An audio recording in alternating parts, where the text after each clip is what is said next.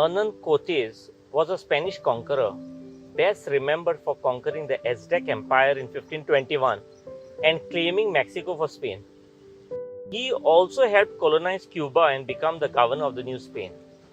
Cortés was born in 1485 in Spain, and at the age of 14, Cortés was sent to study law at the University of Salamanca, but he was restless and unhappy.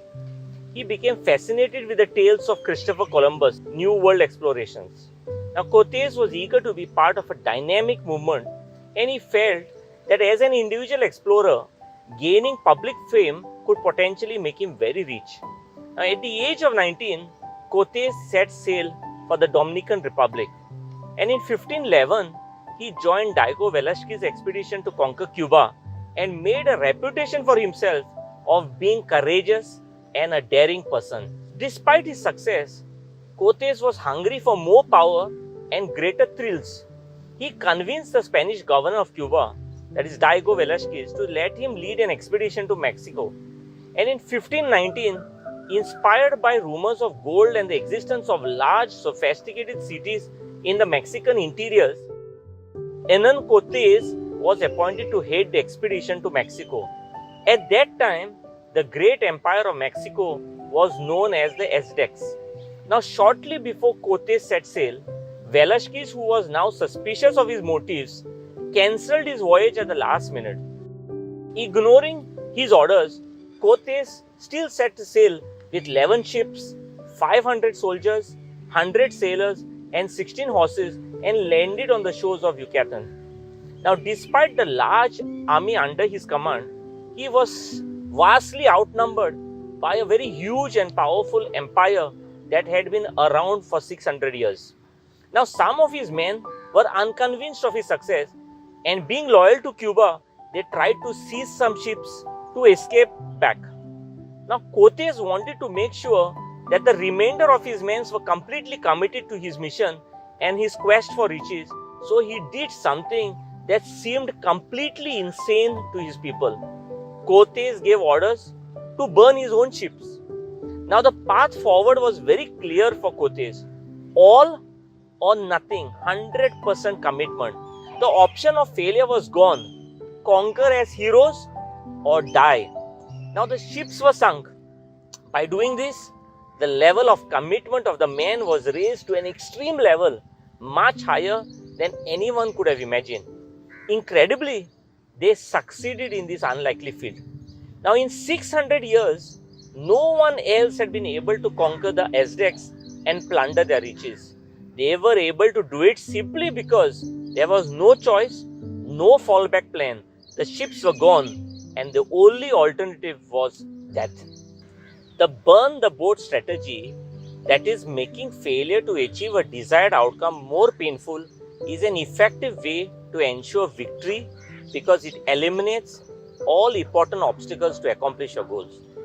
Now, when you burn the boats, you are also igniting a burning desire to succeed.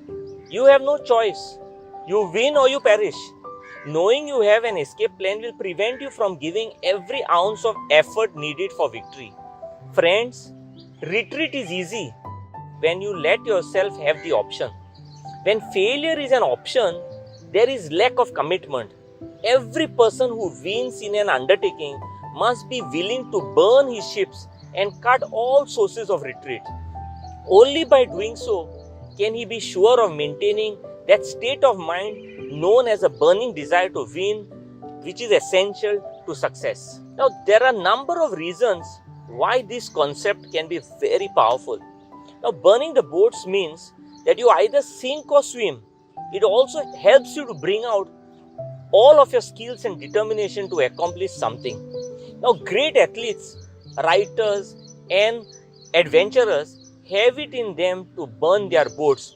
They have cut off all their escape routes. They don't return to their past.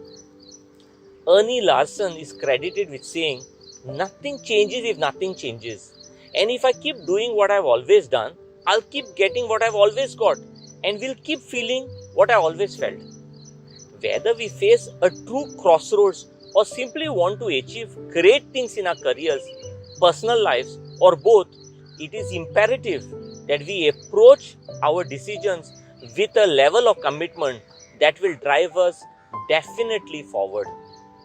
And if you lead others, you need to find a way to gain their commitment as well to ensure that you work together towards your common goal of success.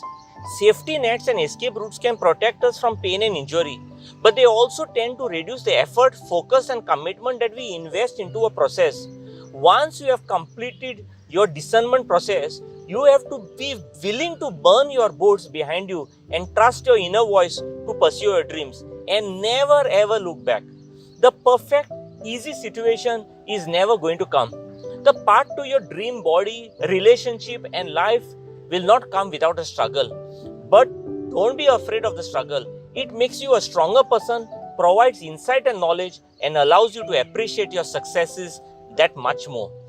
Unfortunately, much of the time, we would rather give up when we encounter the struggle and tell ourselves it just wasn't meant to be, or maybe I'm just not cut out for this. This is just a story we tell ourselves to feel better about giving up, and most people give up way too early or too easily.